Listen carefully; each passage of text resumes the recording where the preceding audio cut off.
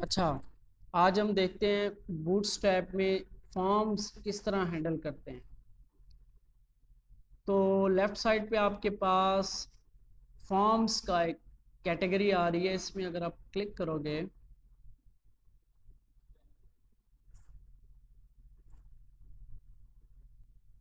हम यहाँ पे फॉर्म्स पे हैं। तो एग्जांपल्स, फॉर्म्स क्या होते हैं, किस लिए यूज़ होते हैं फॉर्म्स? यूज़र से डाटा कलेक्ट करने के लिए। अच्छा, example and user guideline for the control style layout options custom component for creating a wide variety of forms. ठीक है, यहाँ पे है कि form control style textual inputs, जो इनपुट्स और टेक्स्ट एरिया है ना, उसको फॉर्म कंट्रोल से कंट्रोल किया जाता है इसमें। ठीक है, सिलेक्ट है और चेक बॉक्सेस हैं, रेंज है, input group, floating labels, layout, validations, ये सारे इसके अंदर हम अचीव कर सकते हैं बूटस्ट्रैप में। सिंपल फॉर्म बनाने के लिए आप जो फॉर्म वाला तरीका होता है वो यूज करोगे। यहाँ पे खास क्या है, इसकी जो क्लास है ना वो फॉर्म कंट्रोल रहेगी। यानी इसमें खास है फॉर्म कंट्रोल की क्लास, यानी इनपुट और आपका जो टेक्स्ट एरिया है, इसको जो क्लास यूज करोगे वो फॉर्म कंट्रोल की क्लास यूज करोगे। तो मैं इधर आता हूँ, यहाँ पे मैं एक फॉर्म बनाता हूँ और बस खाली फॉर्म है, इनपुट टाइप टेक्स्ट, ठीक है, और बटन सबमिट। ठीक हो गया। आप इसमें देखोगे, इसको हमने लाइक नहीं किया।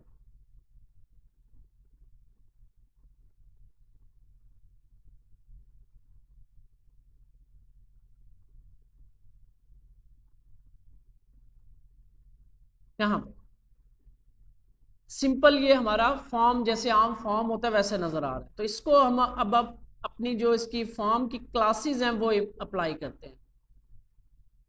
तो इनपुट क्लास फॉर्म कंट्रोल, ठीक है, जैसे ही आप इसको अप्लाई करोगे तो आपको डिफरेंस। अच्छा, बूटस्ट्रैप हम लेकर ही नहीं आए यहाँ पे, तो मैं लोकल वाला ही उठा लेता हूँ। क्लास 3 में था ना, इनो में एसेट्स जेएस बूटस्ट्रैप, सॉरी। तो अभी मेरा ख्याल है यहाँ पे हमें अभी ज़रूरत नहीं है। इसको कॉपी करते हैं और फिलहाल के लिए यहाँ पे ऐसे ही पेस्ट कर, ठीक है।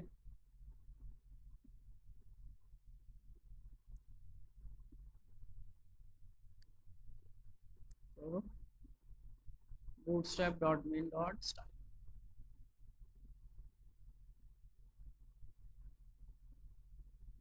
तो ये देखो, तो आपके पास फुल विड्थ के अंदर ये इनपुट आ गई।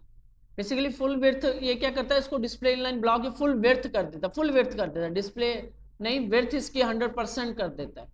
और इसको कुछ बॉर्डर्स और कुछ पैडिंग वगैरह खुद से अप्लाई कर देता है। कौन सी क्लास है? फॉर्म कंट्रोल की क्लास, ठीक है। तो अगर आपने इसको डिसेबल करना है किसी इनपुट को, तो मैं यहाँ पे काम करता हूँ, हम एक फॉर्म बनाते हैं, तो उसको लेके चलते हैं। मैं यहाँ पे डिव क्लास कंटेनर और डिव क्लास रो, ठीक है, और div class col dash M D dash 6 कर रहा हूँ। यहाँ पे मैं इनपुट टाइप टेक्स्ट और क्लास फॉर्म कंट्रोल और प्लेस होल्डर यूर नेम।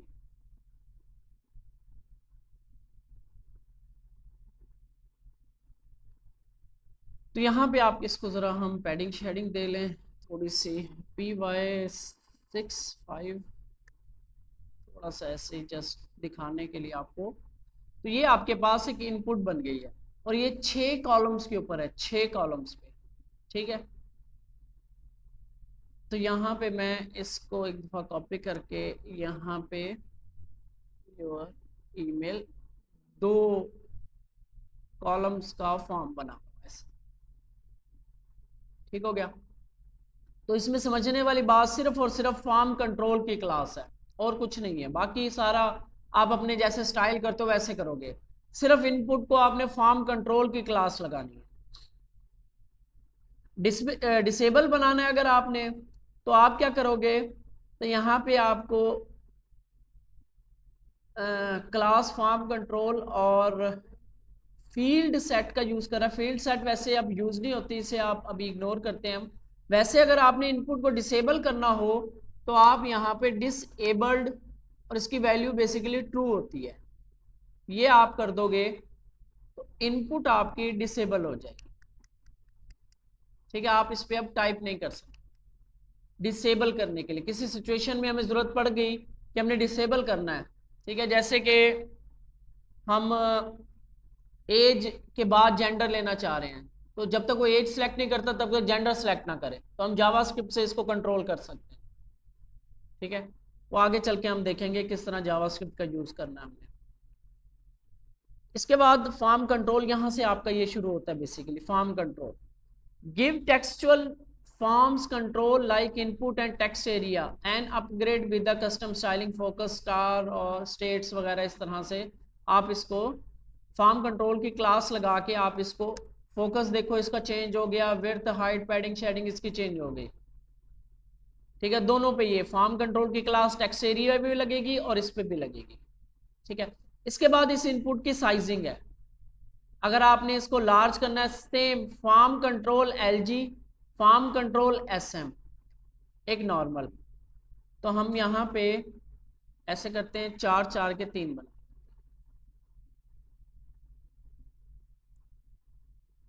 और यहाँ पे मैं इन्हें कहता हूँ जी योर ईमेल योर एज फर्ज कर लेते हैं।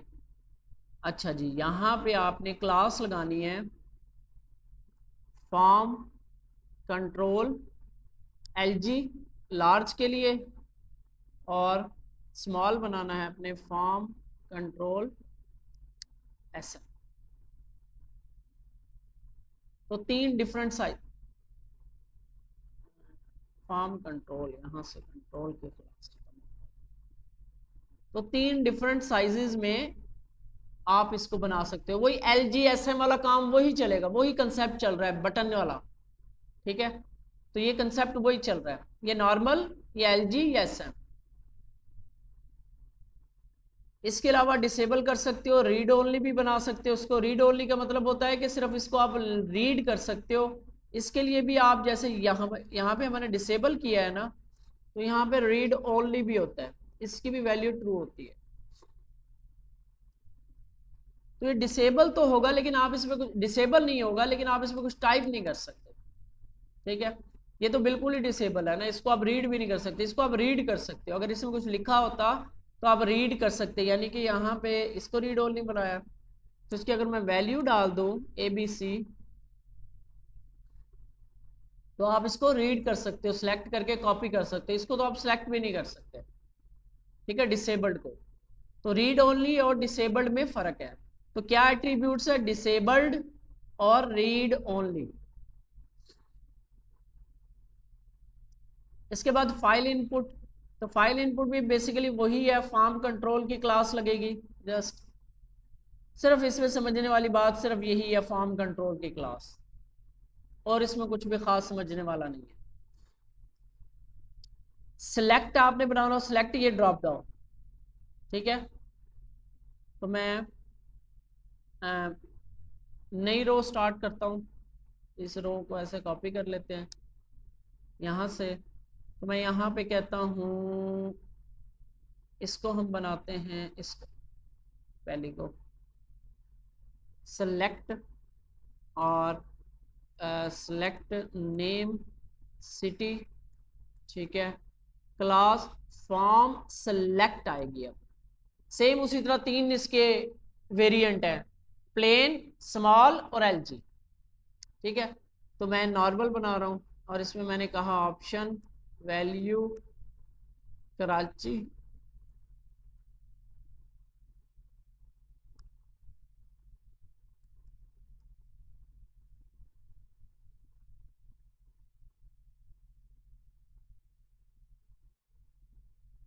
तो आपके पास ये सेलेक्ट बन गया। ठीक है, इसमें मार्जिन पैडिंग को भी इग्नोर करो। ठीक हो गया, इस तरीके से आपकी ये सेलेक्ट। क्लास क्या है? Form select. इसी तरह अगर मैं इसको कॉपी करके यहाँ पे ले जाता हूँ और यहाँ पे भी ले जाता हूँ, फॉर्मेट डॉक्यूमेंट, अब इसकी है फॉर्म सेलेक्ट एलजी और फॉर्म सेलेक्ट एस, ये तीन इसके वेरिएंट्स हैं। ठीक है, एलजी, एसएम और नॉर्मल। ठीक हो गया, सेम इसी तरह, और इसमें कुछ चीज़ नहीं है। चेक बॉक्सेस देख लेते हैं। चेक बॉक्सेस नॉर्मल, ठीक है, और यहाँ पे इसमें समझने वाला है। अच्छा, इसकी क्लास है फॉर्म चेक इनपुट। ठीक है, क्लास है फॉर्म चेक इनपुट। ये क्लास लगोगे तो इसकी ये स्टाइलिंग बनेगी। ठीक हो गया, फॉर्म क्लास चेक। इसमें जो आपको सिखाने वाली है ना वो नीचे है स्विचेस, ये भी बेसिकली चेक बॉक्सेस होते हैं। अच्छा, अब मैं ये वाला है, इसकी है फॉर्म चेक इन बुक्स, इसकी क्लास लगती है रोल स्विच, ये लगेगा। ठीक है, ये इसको लगेगा तो ये स्विच बन जाएगा। तो मैं यहाँ पे किसी एक जगह पे इन रो को ना हम PY5 करते रहे ताकि ये दूर होते रहे। एक और रो मैं कॉपी कर लेता, यहाँ पे मैं बनाता हूँ इनपुट, यहाँ पे मैं ले लेता हूँ एक डिव, क्योंकि डायरेक्ट नहीं बनाना होता। डिव के अंदर मैं कहता हूँ इज एक्टिव। ठीक है, और input type checkbox, class input form check input, ये क्लास। ठीक है, तो ये आपका प्लेन चेकबॉक्स बन जाएगा। अब इसको स्विच बनाने के लिए आपको यहाँ पे रोल देना पड़ेगा स्विच के नाम से। ये चीज़ ऐड करोगे तो आई थिंक ये स्विच में नहीं कन्वर्ट हुआ। अभी देखते हैं क्या मसला है। जिस role switch ID switch default type checkbox. अच्छा, ये फॉर्म जो है इसके पेरेंट को फॉर्म स्विच भी लगाना है, फॉर्म चेक और फॉर्म स्विच, ये भी डिव बनानी पड़ेगी आई थिंक। यानी इसके पेरेंट को ये दो क्लासेस लगानी पड़ेगी। अच्छा हाँ, ठीक है ठीक है ठीक है, ये नहीं है मसला, आई थिंक ये मसला नहीं है। मसला ये है कि ये जो स्विच बन रहा था ना, ये बनता है जावास्क्रिप्ट से। नॉर्मली CSS से ये काम नहीं है, ना ही HTML का एलिमेंट है ये जावास्क्रिप्ट से बनता है। और हमने इसमें जावास्क्रिप्ट अभी इंक्लूड नहीं करवाई, तो हम यहाँ पे जावास्क्रिप्ट इंक्लूड करवाते हैं।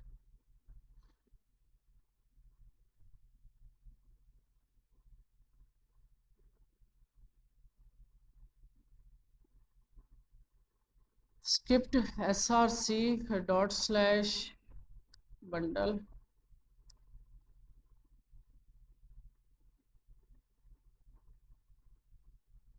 भी नहीं हुआ, देनी पड़ेगी पेरेंट को क्लास। यहाँ पे क्लास फॉर्म चेक और स्विच फॉर्म स्विच, ये क्लास थी।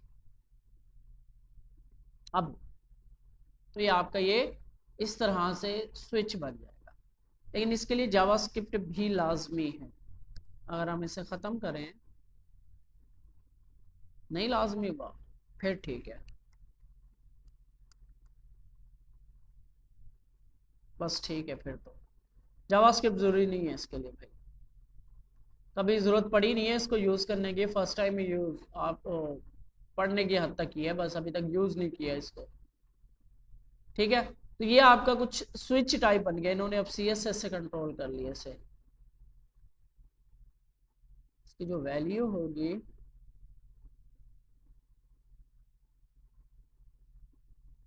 ठीक है, यहाँ से क्लासेस चेंज हो रही है। देखो अब इन्होंने मैनुअल कर लिया, पहले जावास्क्रिप्ट से होता था, ये देखो अब ये बैकग्राउंड पे BS form check BG image, कुछ इस तरीके से कर रहे हैं बस। बाकी इसमें इनपुट्स हैं और कुछ भी नहीं है। 1 2 इस तरह से अगर आपने इनपुट बनाना हो, सॉरी रेडियो है ये, radio input form check type radio, बस और कोई भी नहीं, क्लास यही है। टाइप रेडियो हो जाएगा तो वो चेंज हो जाएगी, इस तरह बन जाएगा। इसमें है सारी वही CSS HTML। रेंज बनानी हो आपने, इसका यहाँ पे काम नहीं है, इसको हम जावास्क्रिप्ट में देखेंगे क्योंकि इसका यहाँ पे बनाने का कोई फ़ायदा ही नहीं है। हाँ यहाँ पे देखो इनपुट ग्रुप्स करने हो आपने, आइकन का साथ यूज़ करना हो, इस तरह से अगर आपने बनाना हो, इस तरह से बनाना हो तो आप इनको ग्रुप कर सकते हो आइकन और इनपुट के साथ। ठीक है, ये ग्रुपिंग हो रही है यहाँ पे, ये चीज़ जो बन रही है ये ऐट साइन की तरह, ये वाला है, ये ग्रुप हो रहा है। क्या करना है, डिव होगी, डिव को क्लास लगेगी इनपुट ग्रुप की, ये क्लास लगेगी तो इसके अंदर स्पैन और उसकी क्लास होनी चाहिए इनपुट ग्रुप टेक्स्ट, और इसकी होगी फॉर्म कंट्रोल। तो ये चीज़ आप लेकर जाओगे, ये खुद ब खुद इसकी सेटिंग कर देगा। तो हम यहाँ दूसरे में करते हैं,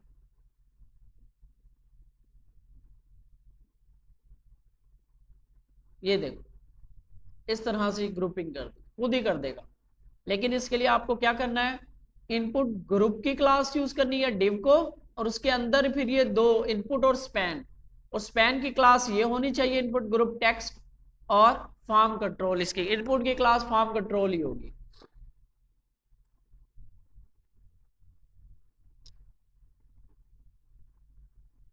बाकी इसमें यही चीजें ही हैं। ये सारा कुछ आप थोड़ा सा इसको जरा देखोगे तभी आपको चीजें समझ आएंगी।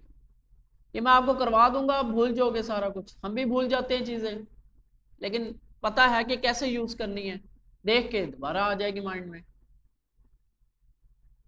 फ्लोटिंग लेबल्स इस तरह से अगर आपने करना है, देख रहे हो ये चीज, तो यहां पे क्या किया उसने, फॉर्म फ्लोटिंग की क्लास लगाई है डिव को, उसके बाद इनपुट और लेबल। ठीक है, जब इस तरीके से हम बनाएंगे तो ये खुद ब खुद ही इस तरह से इनपुट बना देगा आपको।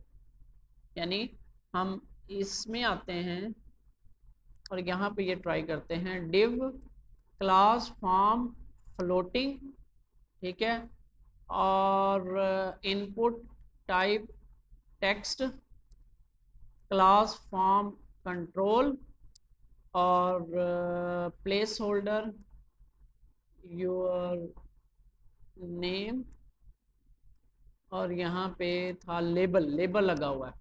ठीक है, और लेबल को क्लास लगी हुई है फ्लोटिंग लेबल, आई थिंक क्या था।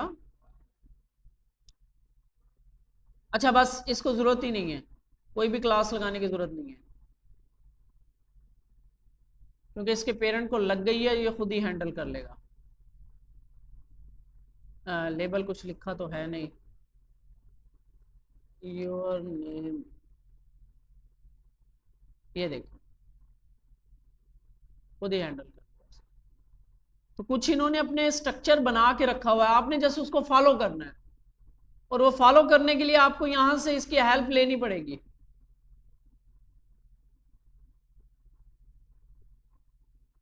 टेक्स्ट एरिया में यूज किया हुआ इसने, टेक्स्ट एरिया, और जैसे अच्छा ये फॉर जो होता है बेसिकली ये इनपुट के साथ, याद होगा हमने लेबल को फॉर लगाया था, आईडी के साथ अटैच किया था, हम इस लेबल पे क्लिक करते थे तो वो वही इनपुट जो है फोकस हो जाती थी।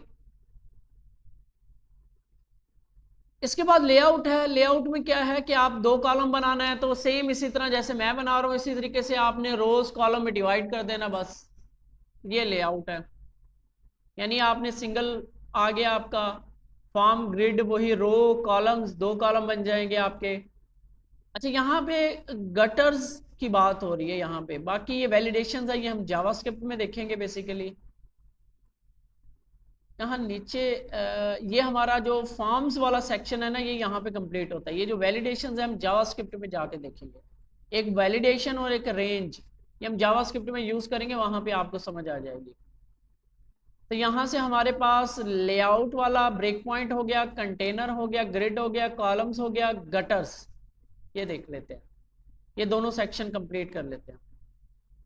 गटर्स बेसिकली होता है spacing, gutters are padding between your columns, columns के दरमियान में स्पेसिंग, ठीक है। Use to responsibly space and align content and bootstrap grid. यहाँ पे जो, अच्छा यहाँ पे हम थोड़ी से CSS लिखते हैं, फिर आपको समझ आएगी।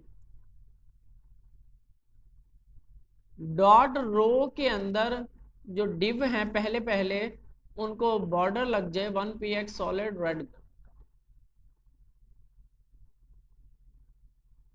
ठीक है, ये आपका रेड कलर, इनके दरमियान में स्पेसिंग देनी हो आपने, तो वो इसके बारे में बता रहा है। तो जी एक्स रो पे लग रही है class, G mean gutter, X mean X axis, ठीक है। जी जी एक्स 5 करते हैं, सेव करते हैं। तो अच्छा यहाँ पे ना इसका मसला पता क्या होता है, एक minute, container container fluid parent and तो जस्ट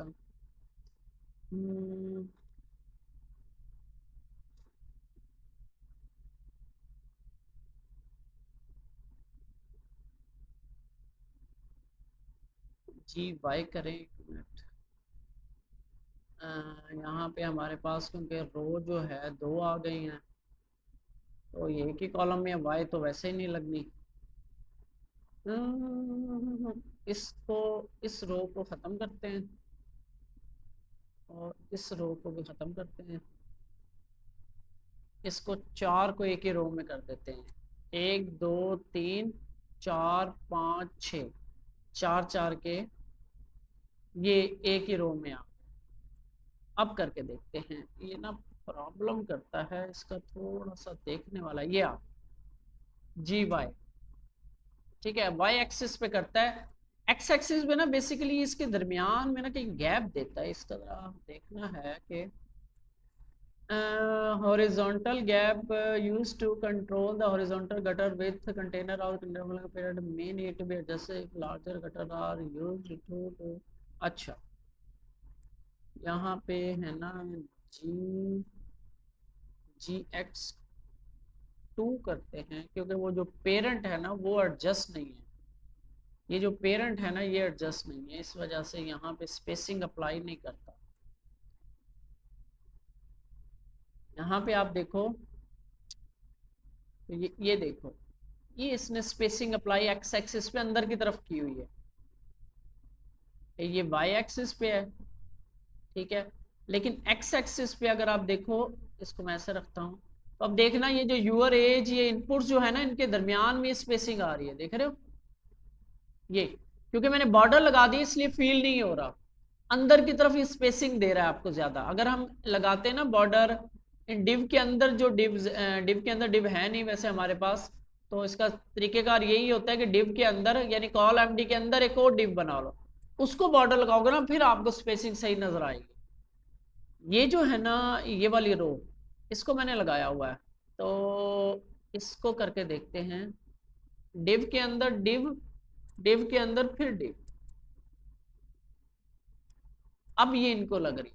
अब इसको अगर हम एक्स एक्सिस पे लगाएं इस रो को, ये वाली रो को, अब आपको स्पेसिंग नजर आएगी, ये वाली रो GX5,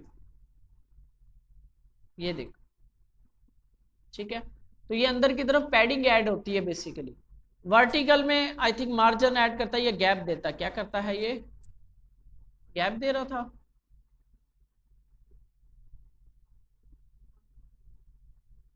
कैसे किया इसने, मार्जिन कर रहा है, मार्जिन से ये हैंडल कर रहा है इस चीज को, ठीक है ना। नहीं हमने लगाया, ये लगी हुई है, तो गटर्स ये आ रहा है आपका, आप इसके इसमें जाके देख सकते हो कि इसमें हुआ क्या है, मार्जिन ऐड हुआ, ठीक है। बेसिकली गटर्स क्या है, स्पेसिंग है बिटवीन कॉलम्स, वाई एक्सिस या एक्स एक्सिस पे, बस यही है इसमें। GX इसी तरह 1 से लेकर 5 तक चलती है।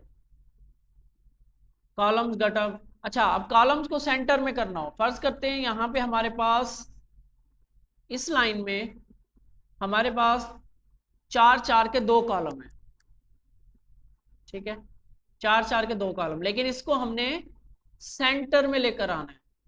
तो हम क्या करेंगे, सिंपल है, रो पे फ्लेक्स लगा हुआ है, आप जाके जस्ट जस्टिफाई कंटेंट सेंटर कर दो, सेंटर में आ गया, वही फ्लेक्स वाला काम चल रहा है। तो ये कॉलम्स को सेंटर में करना, ठीक है। इसके बाद कुछ यूटिलिटी क्लासेस हैं, ये यूज नहीं होती, विजिबिलिटी डिस्प्ले वगैरह है। जी इंडेक्सिंग, ये हम यहाँ कहाँ आ गए, अभी हम लेआउट में ही हैं, लेआउट की ही है ये, अच्छा। जी इंडेक्सिंग वही जो हमारा पोजीशन एब्सोल्यूट होता था, ऊपर नीचे आ जाती है, तो उसमें इंडेक्स कम ज्यादा करने के लिए। तो इसके बाद जो जी इंडेक्सिंग है वो यहाँ पे important part of the how you computer overly interact with another similar bootstrap z index CSS property 100 500 इस तरीके से ये लग रही है, 1000 1020 1080 1030, ये बता रहा है कि ये जो हमारी इनकी जो क्लासेस हैं उनकी जी इंडेक्सिंग क्या चल रही है। यानी ऐसी क्लास जो ये ड्रॉप डाउन जो है इससे भी ऊपर आपने कुछ लेकर जाना है, तो आपको अपना इंडेक्स 1000 से ऊपर रखना पड़ेगा। तो ये उसके वो इंडेक्सेस बता रहा है, ठीक है। जैसे यहां पे ऑफ कैनवस था ना, of canvas index of canvas, ये देखो यहाँ पे हमारे पास, अभी हमने इसको भी देखना है, एक एक करके सारे देख लेंगे। तो फॉर्म्स हमारा हो गया, यहाँ पे ऑफ कैनवस किधर है, ऑफ कैनवस ये रहा, ऑफ कैनवस की 1045 कह रहा है, इंडेक्स है इसका 1045। यानी आपने ऑफ कैनवस से ऊपर कोई चीज लेके जानी है तो आपको 1045 से ऊपर इंडेक्स रखना पड़ेगा, ये चीज बता रहा है। इंस्पेक्ट करके देखते हैं आया कि ये ठीक कह रहा है। यहाँ पे जी इंडेक्सिंग यहाँ पे देख लेते हैं, जी इंडेक्स यहाँ पे आएगा, किसको लगा होगा जी,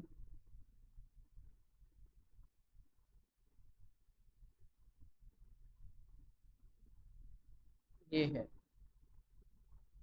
ये जी इंडेक्स देखो 145 लगा, 1045 लगा हुआ। तो ये इसके बारे में बता रहा है आपको कि उन्होंने जो चीजें ऐसी यूज की हुई हैं जो ऑफ स्क्रीन आ रही होती है, स्क्रीन से ऊपर आ रही होती हैं, तो उनके इंडेक्सेस क्या सेट किए हुए हैं वो बता रहा है। अब हमें कोई चीज बनानी है जो हम चाह रहे हैं इसके भी ऊपर आ जाए और पोजीशन एब्सोल्यूट में करके, और हमें जी इंडेक्स 1045 से ऊपर लेके जाना पड़ेगा, फिर ये आपके इसके ऊपर आएगी चीज, ठीक हो गया। तो यहाँ पे ये जी इंडेक्सिंग में ये चीज बता रहा है, ये है वो जी इंडेक्सिंग, ये और है। अभी ये डिस्प्ले के अंदर जो दिखा रहा है ये और चीज है लेआउट में, ये वाला। इसके बाद ये CSS ग्रिड सिस्टम है, बेसिकली ये लेटेस्ट सिस्टम आ गया है। तो अभी हमारा फ्लेक्सिस चल रहे हैं, अभी हम उसी के साथ चल रहे हैं। अभी ये ग्रिड सिस्टम इनका मजीद एडवांस चीज़ें हो रही हैं। तो अभी ये आया था तकरीबन 5.1 के अंदर शुरू हुआ है, ठीक है। तो लेकिन अभी इसको हम करेंगे तो हम फ्लेक्सिस भूल जाएंगे, फ्लेक्सिस में आपको गड़बड़ हो जाएगी। तो फ्लेक्सिस अभी चल रहे हैं, तो फ्लेक्सिस को अभी ये देखो यहाँ पे भी लिखा हुआ है एक्सपेरिमेंटल, अभी ये एक्सपेरिमेंटल फेज में है, ठीक है। तो अभी इसको हम नहीं छेड़ते, हम सिर्फ वही फ्लेक्सिस वाला रो वाला ये वाला ग्रिड यूज करेंगे। ये CSS ग्रिड और है, ये ग्रिड और है। ग्रिड है जो इनका सिस्टम है जो इन्होंने बनाया हुआ फ्लेक्सिस को यूज करेंगे, कॉल MD कॉल SM वाला। CSS ग्रिड जो है ये लेआउट का सिस्टम है, जैसे आपका फ्लेक्स है ना, ऐसे ही एक और सिस्टम आ गया है ग्रिड सिस्टम CSS के अंदर, ठीक है। अभी ये एक्सपेरिमेंटल फेज में है तो अभी हम इसको यूज नहीं करेंगे, तो अभी हम ये जो फ्लेक्स वाला है वही तरीका यूज करेंगे। इसके बाद फॉर्म्स आपका हो गया, और कंपोनेंट्स इंशाल्लाह हम मजीद देखते रहेंगे। और बाकी यहाँ पे हाँ ये चीज आपको समझा दूं, learn how to enable support for right to left in text in bootstrap cross your layout. यानी आपने वेबसाइट बनानी है उर्दू वाली, तो उर्दू स्टार्ट होती है आपकी राइट टू लेफ्ट। तो अगर आप इसमें उर्दू लिखते हो, ठीक है, उर्दू टाइपिंग यहाँ पे होती है, अगर मुझे यहाँ पे उर्दू लिखनी हो, मैं यहाँ पे लिखता हूँ, यहाँ से कीबोर्ड चेंज करना पड़ता है आई थिंक। इसको इनेबल ही कर लें ताकि पता लग जाए किसी ने उर्दू लिखनी हो। एक आपने जाना टाइम एंड लैंग्वेज में, लैंग्वेज रीजन, ऐड लैंग्वेज, और यहाँ पे उर्दू। नेक्स्ट, इंस्टॉल करना पड़ेगा इसे। Language pack set window display language, बस सिर्फ इंस्टॉल करते हैं।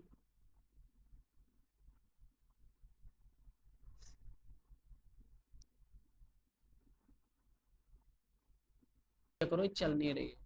व्हाट इज योर नेम, ठीक है, सेव करते हैं। और यहाँ पे आप देखोगे तो ये व्हाट इज योर नेम यहाँ पे आ रहा है, और ये पैराग्राफ के ये जो आपका डिव है ये राइट साइड पे है। हालांकि उर्दू जो है वो आपकी इस तरफ होनी चाहिए, राइट से शुरू होनी चाहिए, सॉरी लेफ्ट साइड पे है। ये उर्दू आपकी राइट से शुरू होनी चाहिए थी, ये पैराग्राफ में राइट पे आनी चाहिए थी, इंग्लिश लेफ्ट से स्टार्ट होती है। तो हम ये वेबसाइट की डायरेक्शन भी चेंज कर सकते हैं, ठीक है। तो यहाँ पे इन्होंने CSS भी दी हुई है, उसके हिसाब से ना सारी की सारी CSS भी चेंज हो जाती है। तो करना क्या होता है आपने, from there you will need to include a RTL version of CSS, for example here the style sheet or complicated। तो आपको ये RTL वर्जन जो है बूटस्ट्रैप का ये भी ऐड करना पड़ेगा। बहरहाल फिलहाल मैं ये चीज़ आपको करके दिखाता हूँ। यहाँ पे ये जो HTML का टैग है,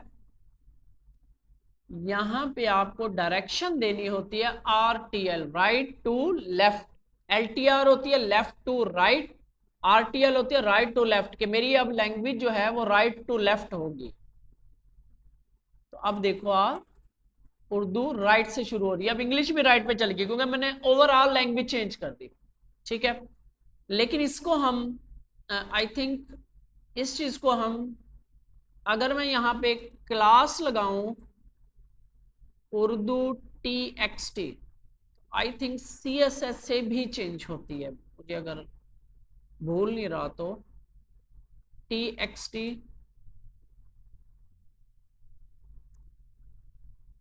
ये अब सेव करते हैं, ये अब अपनी असल पोजीशन में चली गई, ठीक है। तो यहाँ पे टेक्स्ट डायरेक्शन होती है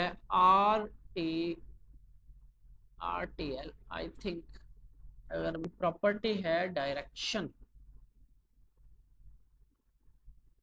डायरेक्शन हाँ RT। ये अब क्या होगा, ये अपनी राइट साइड से और ये लेफ्ट साइड से, यानी जिसको मैं ये उर्दू TXT की क्लास लगाऊंगा वो RTL हो जाएगी, यानी उसकी डायरेक्शन राइट हो जाएगी। अगर आपने पूरी की पूरी वेबसाइट की करनी है तो यहां पे आपने DIR R is equal to RTL करना होता है, ये पूरी की पूरी साइट की हो जाएगी। अगर आपने इंडिविजुअल जाके करना है तो आप CSS से भी कर सकते हो, ठीक है। राइट टू लेफ्ट आपने लिखना है, यानी इंग्लिश लिखनी है, सॉरी उर्दू लिखनी है या अरेबिक लिखनी है तो वो राइट से शुरू होती है। और बूटस्ट्रैप इस चीज की फैसिलिटी देता है, अगर आप CSS इंक्लूड करते हो तो ये आपके सारे जो कॉलम्स हैं उनकी डायरेक्शन भी चेंज कर देता है, ठीक है। CSS भी उसी तरह हैंडल कर लेता है। तो ये करके देख लेते हैं एक दफा, चले हमें भी एक्सपीरियंस हो जाएगा, क्योंकि उर्दू की कभी कोई साइट बनाई नहीं है। कमेंट करते हैं, सेव करते हैं, और इसको कमेंट कर देता हूं और इसकी डायरेक्शन RTL कर देता हूं। ये देखो कॉलम्स भी सारे आपके अब RTL हो गए, और कहीं पे अगर कोई CSS का चेंज होगा तो वो भी ये खुद ही हैंडल कर लेगा, ठीक है। ये सारी डायरेक्शंस भी आपकी अब RTL से स्टार्ट करेगा। तो ये RTL की CSS है, राइट टू लेफ्ट डायरेक्शन के लिए। ये देखो उर्दू और अरबिक के साथ ये चल रहा है, ठीक है। तो कंट्रीब्यूट हमारा नहीं है कि इसमें अगर आपने कंट्रीब्यूट करना है तो RFC क्या है यहाँ पे, resizing engine response scaling comments button. ये वो इसको वो करना हो अगर आपने include font size for rem mixins का यूज है, ये बेसिकली है। यहाँ पे आपको मैं दिखाऊं, यहाँ पे सैस आ रहा होगा, ये आ रहा है बेसिकली जो ये लिखा हुआ है ना बूटस्ट्रैप, ये सैस एक लैंग्वेज है, बेसिकली जावास्क्रिप्ट है, और उसके अंदर सीएसएस लिखी जाती है कुछ, इसके अंदर ये एडवांस किस्म की सीएसएस होती है। यानी इस सीएसएस में आप फंक्शंस भी लिख सकते हो जो कि आप नॉर्मली सीएसएस में नहीं लिख सकते, लूप्स लगा सकते हो, प्रोग्रामिंग वाला काम कर सकते हो। ठीक है, तो सैस एक लैंग्वेज है, ये होती है सिंथेटिकली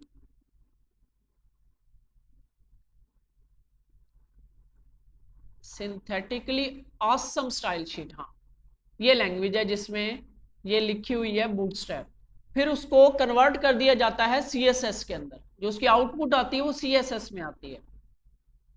यहाँ पे इन्होंने थोड़ी सी इसकी एग्जांपल दी होगी, प्लेग्राउंड में देखो तो यहाँ पे ये कुछ यूज कर रहा है, ये वेरिएबल्स भी बना सकते हैं, ये वो वाली वेरिएबल नहीं है जो हम बना रहे थे, ये और वेरिएबल्स होती है प्रोग्रामिंग वाली वेरिएबल्स, ये वेरिएबल्स बना के यूज कर रहा है। और इसके अंदर अगर आपने होवर लगाना है तो ए टैग के अंदर ही जाके लगा रहा है, ये वैसे सीएसएस में भी अब हो जाता है, अब ये चीज सीएसएस में भी हो जाती है।